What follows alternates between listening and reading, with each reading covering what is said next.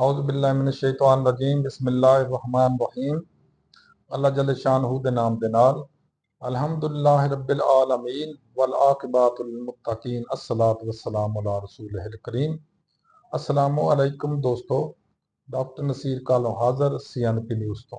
दोस्तों, अज मैं दो तीन ऐसे टॉपिक ते बात करनी चाह रहा जिहड़ा इंतहाई तकलीफ दे भी है और इंतहाई सोच विचार वाली भी है। सब तो पहले कल कूड़ा खटक के अंदर हकानी साहब का एक बहुत बड़ा मदरसा सी, बहुत बड़ा मदरसा है जितों बहुत सारे ईवन जो तालिबान वो भी इतों पढ़ के गए ने, दीन की तालीम लैके गए ने। और हकानी साहब न काफ़ी साल पहले उन्होंने भी शहीद कर दिता गया सी। पता नहीं की मामला सी, अल्लाह जाने की है। लेकिन कल उन्होंने उस दरस के अंदर मदरसे के अंदर एक बंब ब्लास्ट किया गया। सुईसाइडल बंब ब्लास्टिंग सी जिन्हों कहते हैं कि हमलावर खुद भी मर गया, बाकी भी उन्होंने या बंब इंस्टॉल किया या सुईसाइडल बंब सी। इसका धमाका होया जिहदे उन्हों का बेटा हकानी साहब के जड़े मुदर्रस सन या चीफ सन उस मदरसे के, वो हलाक हो गए ने, शहीद हो गए ने। अल्लाह ताला उन्होंने मगफरत फरमाए। लेकिन ये चीज़ सिर्फ इससे खत्म नहीं हो जाती कि अल्लाह ताला उन्होंने मगफरत फरमाए। इंतहाई अफसोस की गल है, इंतहाई सोचने वाली गल है, इंतहाई दुख वाली गल है कि अगर साडे मदरसे भी महफूज नहीं है तो फिर की बनया जाएगा। अगर साडी मस्जिदां भी महफूज नहीं है तो फिर की बनेगा साडा। दोस्तों, तुसीं देखो साडी इंटैलीजेंस इन्नी फेलोअर का शिकार है। पता नहीं की मामलात ने, की मसाइल ने कि साडी पुलिस इंटैलीजेंस की पुलिस भी है, इंटैलीजेंस के अदारे साडे फौज के भी है, नीम फौजी भी साडे इंटैलीजेंस अदारे ने। लेकिन इसके बावजूद किस तरह होंदा कि वो आके हमला भी लोग कर जाते हैं, किसी को पता ही नहीं चलता। बड़ी हैरानकुन गल आ और बड़ी तकलीफ की गल और बड़ी दुख वाली गल आ।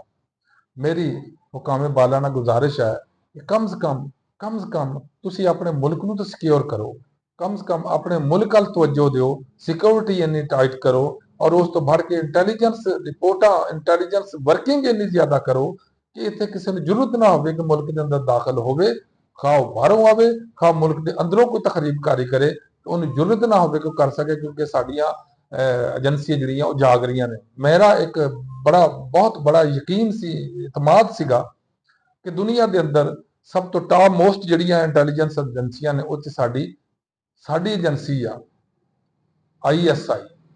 लेकिन हुण मैं देख के हैरान हुन्ना कि ISI फेल हो गई और उस तो बाद दूसरे साडी जिहड़ियां पुलिस दी इंटैलीजेंस है ने वो भी फेल हो गई। क्यों? या उन्होंने अपना काम भुल गया वे या वो तवज्जो नहीं देंदे। की मामला वा? ये हुकामे बाला नूं इस ते सोचना चाहिए भी क्यों हो रहा।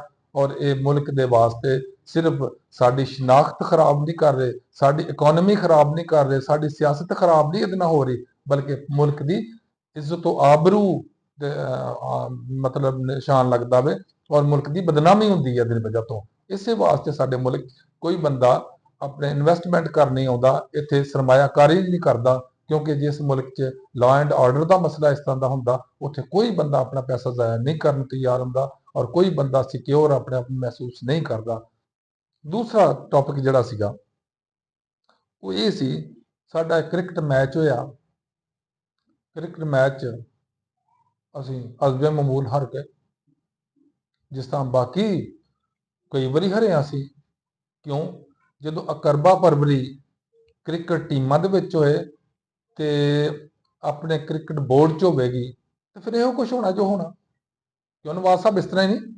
जदों अकरबा फरवरी होवेगी, जदों भी असीं मतलब जातियात नूं सामने रखदे होया कोई भी फैसले करांगे तो उदों यह कुछ ही होएगा।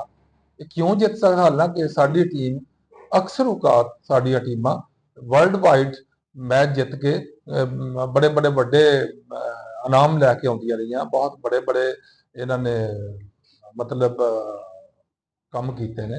लेकिन हुण की हो गया? हुण पाकिस्तान च काल पै गया टीम के मैंबरां दा। हुण मुसीबत यह आ कि उन्हां दी जिहड़ी है क्वालिटी या उन्हां दी जिहड़ी ट्रेनिंग आ या जिहड़ी उन्हां दी परफॉर्मेंस आ उहनूं नहीं देखिया जांदा। देखिया की जांदा कि कौन किहदा की लगदा वे। इस तरह ही जदों एक ਅਨਟ੍ਰੇਨਡ ਬੰਦੇ ਨੂੰ, ਜਿਹਨੂੰ ਕ੍ਰਿਕਟ ਦਾ ਲੱਭੇ ਨਹੀਂ ਆਉਂਦੀ, ਉਹਨੂੰ ਤਾਂ ਚੇਅਰਮੈਨ ਸੀਬੀਆਰ ਦਾ ਬਣਾ ਦਿਓ, ਪੀਸੀਬੀ ਦਾ ਬਣਾ ਦਿਓ, ਪਾਕਿਸਤਾਨ ਕੰਟਰੋਲ ਬੋਰਡ ਦਾ, ਤੇ ਫਿਰ ਇਹੋ ਕੁਛ ਹੀ ਹੋਣਾ ਜੋ ਹੋਣਾ। ਲੇਕਿਨ ਸਾਨੂੰ ਫਿਰ ਵੀ ਪਰੇਸ਼ਾਨ ਨਹੀਂ ਹੋਣਾ ਚਾਹੀਦਾ। ਕਿਉਂ? ਇੰਡੀਆ ਨੇ ਜਿੱਤ ਲਿਆ ਵਾ ਤਾਂ ਕੋਈ ਗੱਲ ਨਹੀਂ, ਫਿਰ ਕੀ ਆ। ਉਹ ਸਿਰਫ 45 ਫਾਰਮ 'ਚ ਜਿੱਤਿਆ ਨਾ, 47 ਫਾਰਮ 'ਚ ਅਸੀਂ ਜਿਤਾਏ ਹੀ ਆ, ਸਾਨੂੰ ਕੋਈ ਮਸਲਾ ਨਹੀਂ। ਇਹਨੂੰ ਤੁਸੀਂ ਹਾਰ ਨਾ ਸਮਝੋ, ਲਿਆਦਾ ਕੋਸ਼ਿਸ਼ ਕਰੋ ਕਿ ਇਹਨੂੰ ਹੀ ਲੀਗਲਾਈਜ਼ ਕੀਤਾ ਜਾਏ ਔਰ ਇਹਨੂੰ ਹੀ ਦੇਖਿਆ ਜਾਏ ਵੀ ਇਹ ਕੀ ਹੋ ਰਿਹਾ ਤੇ ਕਿਉਂ ਹੋ ਰਿਹਾ। ਤੀਸਰਾ ਟੌਪਿਕ ਮੇਰਾ ਇਹ ਸੀ ਕਿ ਸਾਡਾ ਮੁਲਕ ਦੇ ਵਿੱਚ ਗੁਰਬਤ, ਮਹਿੰਗਾਈ ਨੇ ਤਬਾਹੀ ਲਾਤੀ ਹੈ ਲੋਕਾਂ ਨੂੰ। ਹੁਣ ਰੋਜ਼ੇ ਆ ਗਏ ਨੇ, ਤੇ ਜਿਨ੍ਹਾਂ ਨੇ 18 ਹੱਜ ਕੀਤੇ ਨੇ, ਜਿਹੜੇ ਹਰ ਸਾਲ ਹੱਜ ਕਰਕੇ ਆਉਂਦੇ ਨੇ, ਜਿਹੜੇ ਹਰ ਸਾਲ 2-2 4-4 ਦੀ ਉਮਰੇ ਖੜਕਾ ਕੇ ਆਉਂਦੇ ਨੇ, ਉਹਨਾਂ ਆਣ ਕੇ ਜਨਾਬ ਟੋਪੀਆਂ ਪਾ ਲੈਣੀਆਂ ਰੋਜ਼ਿਆਂ ਦੇ ਵਿੱਚ, ਤੇ ਜਿਹੜੀ 100 ਰੁਪਏ ਦੀ ਚੀਜ਼ ਹੋਣੀ ਆ ਉਹ ਉਹਨਾਂ 300 ਰੁਪਏ ਦੀ ਵੇਚਣੀ ਆ। ਤੇ ਮਾਸ਼ਾਅੱਲਾ ਮੇਰੇ ਜਿਹੜੇ ਐਗਜ਼ੈਕਟਿਵ ਆਫੀਸਰ ਨੇ, ਜਿਨ੍ਹਾਂ ਨੇ ਜਾ ਕੇ ਉਹਨੂੰ ਚੈੱਕ ਕਰਨਾ ਮੈਂ, ਉਹਨਾਂ ਨੇ ਜਨਾਬ ਵੱਡੇ ਵੱਡੇ ਡਾਲੇ ਉਹਨਾਂ ਨੂੰ ਦਿੱਤੇ ਨੇ, ਜਿਹੜੇ ਵੱਡੇ ਵੱਡੇ ਡਾਲੇ ਨੇ, ਇਹਨਾਂ ਦਾ ਤੇਲ ਉੱਤੇ ਲੱਗਦਾ।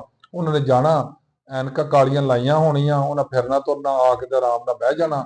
ਪਬਲਿਕ ਲੁੱਟੀ ਜਾਂਦੀ ਹੈ ਤਾਂ ਲੁੱਟੀ ਜਾਏ, ਲੋਕ ਉਹਨਾਂ ਨੂੰ ਲੁੱਟੀ ਜਾਣ ਡਿਆ ਤਾਂ ਲੁੱਟੀ ਜਾਏ, ਕੋਈ ਗੱਲ ਨਹੀਂ, ਕੋਈ ਮਾਮਲਾ ਨਹੀਂ, ਕੋਈ ਮੁਸ਼ਕਲ ਨਹੀਂ, ਕੋਈ ਪਰੇਸ਼ਾਨੀ ਦੀ ਗੱਲ ਨਹੀਂ।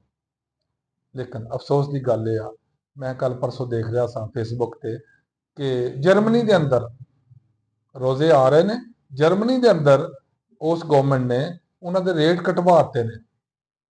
ਹਰ ਉਹ ਚੀਜ਼ ਜਿਹੜੀ ਰੋਜ਼ਿਆਂ ਦੇ ਵਿੱਚ ਇਸਤੇਮਾਲ ਹੁੰਦੀ ਆ, ਫਲ ਹੋ ਗਏ, ਸਬਜ਼ੀਆਂ ਹੋ ਗਏ, ਵਗੈਰਾ ਵਗੈਰਾ, ਸਾਰਿਆਂ ਦੇ ਰੇਟ ਕਮ ਕਰ ਦਿੱਤੇ ਨੇ। ਇਸੇ ਤਰ੍ਹਾਂ ਤੁਸੀਂ ਦੇਖੋਗੇ ਕ੍ਰਿਸਚੀਅਨਿਟੀ 'ਚ, ਯੂਰਪ ਦੇ ਵਿੱਚ, ਮਗਰਬੀ ਮੁਲਕਾਂ 'ਚ, ਜਦੋਂ ਕੋਈ ਉਹਨਾਂ ਦਾ ਦਿਨ ਤਿਉਹਾਰ ਆਉਂਦਾ ਵੇ, ਉਹਨਾਂ ਦੇ ਕ੍ਰਿਸਮਸ ਆਉਂਦੀ ਏ ਜਾਂ ਉਹਨਾਂ ਦੇ ਈਸਟਰ ਆਉਂਦਾ ਵਾ, ਜਾਂ ਈਸਟਰ ਤੋਂ ਪਹਿਲੇ ਰੋਜ਼ੇ ਹੁੰਦੇ ਨੇ, ਉਹ ਆਪਣੀ ਹਰ ਚੀਜ਼ ਦਾ ਰੇਟ ਕਮ ਕਰ ਦਿੰਦੇ ਨੇ, ਆਪਣਾ ਮੁਨਾਫਾ ਖਤਮ ਕਰ ਦਿੰਦੇ ਉਹ 'ਚ। ਲੇਕਿਨ ਉਹ ਈਸਾਈ ਨੇ, ਕੋਈ ਯਹੂਦੀ ਨੇ, ਕੋਈ ਗੈਰ ਮੁਸਲਿਮ ਨੇ, ਈਵਨ ਮੈਂ ਦੇਖ ਰਿਹਾ ਸਾਂ ਇੰਡੀਆ ਦੇ ਅੰਦਰ ਵੀ ਉਹਨਾਂ ਰੇਟ ਘਟਵਾਤਾ ਵੇ।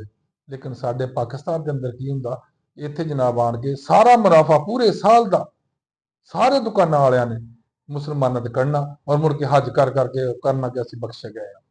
ਮੈਂ ਇੱਕ ਗੱਲ ਤੋਂ ਹੈਰਾਨ ਆ ਕਿ ਤੁਸੀਂ ਲੋਕਾਂ ਦੀਆਂ ਛਿੱਲਾਂ ਲਾਓ, ਲੋਕਾਂ ਦਾ ਪੱਠਾ ਬਿਠਾਓ, ਲੋਕਾਂ ਦੀਆਂ ਜੇਬਾਂ ਕੱਟੋ, ਲੋਕਾਂ ਨੂੰ ਜ਼ਖੀਰਾ ਦੋਜ਼ੀ ਕਰਕੇ ਲੋਕਾਂ ਨੂੰ ਲੁੱਟੋ, ਤੇ ਫਿਰ ਇਹ ਵੀ ਕਹੀ ਜਾਓ ਕਿ ਮੈਂ ਉਮਰਾ ਕਰਕੇ ਜਾਂ ਹੱਜ ਕਰਕੇ ਮੈਂ ਸਾਰੇ ਗੁਨਾਹ ਧੁੱਲ ਗਿਆ।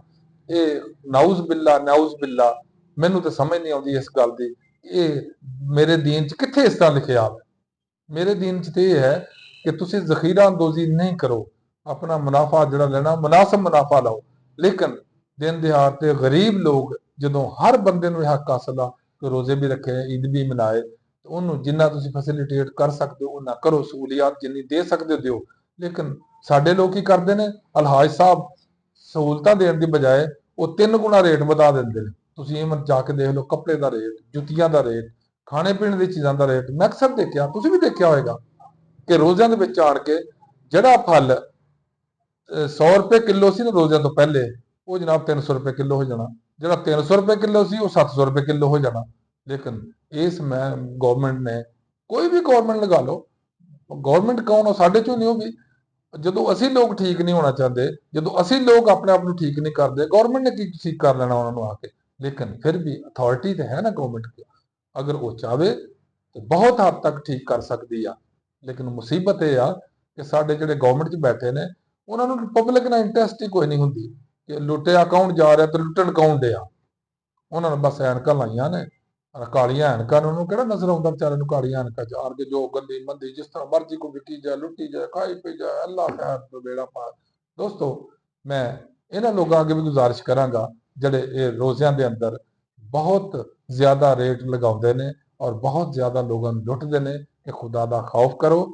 ਔਰ ਬੇਸ਼ੱਕ ਇੱਕ ਹੱਜ ਨਾ ਕਰ ਲਓ, ਇੱਕ ਉਮਰਾ ਨਾ ਵੀ ਕਰ ਲੋਗੇ ਤਾਂ ਬਖਸ਼ਿਸ਼ ਅੱਲਾ ਦੀ ਮਰਜ਼ੀ ਨਾਲ ਹੀ ਹੋਣੀ ਆ।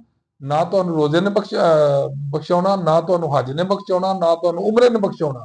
ਬਖਸ਼ਾਉਣਾ ਕਿੰਨੇ ਆ? ਅੱਲਾ ਦੀ ਜ਼ਾਤ ਨੇ, ਜੇ ਉਹਦਾ ਦਿਲ ਕਰੇਗਾ। ਲੇਕਿਨ ਜੇ ਤੁਸੀਂ ਲੋਕਾਂ ਨੂੰ ਲੁੱਟ ਕੇ ਹੱਜ ਤੇ ਉਮਰੇ ਕਰੋਗੇ, ਉਹਦਾ ਕੋਈ ਫਾਇਦਾ ਨਹੀਂ, ਉਹਦਾ ਕੋਈ ਤੁਹਾਨੂੰ ਸਵਾਬ ਨਹੀਂ ਹੈ। ਅੱਲਾ ਦੀ ਮਰਜ਼ੀ ਤੇ ਬੰਦੇ ਨੂੰ ਕਨਾਤ ਕਰਨੀ ਚਾਹੀਦੀ ਆ ਔਰ ਲੋਕਾਂ ਨੂੰ ਫੈਸਿਲਿਟੇਟ ਕਰਨਾ ਚਾਹੀਦਾ, ਲੋਕਾਂ ਨੂੰ ਸਹੂਲਤਾਂ ਦੇਣੀਆਂ ਚਾਹੀਦੀਆਂ ਤਾਂ ਕਿ ਲੋਕ ਅੱਛੇ ਤਰੀਕੇ ਨਾਲ ਅੱਲਾ ਦੀ ਇਬਾਦਤ ਕਰ ਸਕਣ, ਅੱਲਾ ਦੇ ਅੱਗੇ ਅੱਛੇ ਤਰੀਕੇ ਨਾਲ ਝੁਕ ਸਕਣ, ਅੱਲਾਹ ਦੀ ਇਬਾਦਤਾਂ ਜਿਹੜੀਆਂ ਨੇ ਜਿੱਥੇ ਰੋਜ਼ਾ ਵੀ ਸ਼ਾਮਲ ਆ ਉਹ ਅੱਛੇ ਤਰੀਕੇ ਨਾਲ ਅਦਾ ਕਰ ਸਕਣ। ਦੋਸਤੋ ਇਹਦੇ ਨਾਲ ਹੀ ਅੱਲਾਹ ਹਾਫਿਜ਼, ਅਸਲਾਮ ਅਲੈਕੁਮ।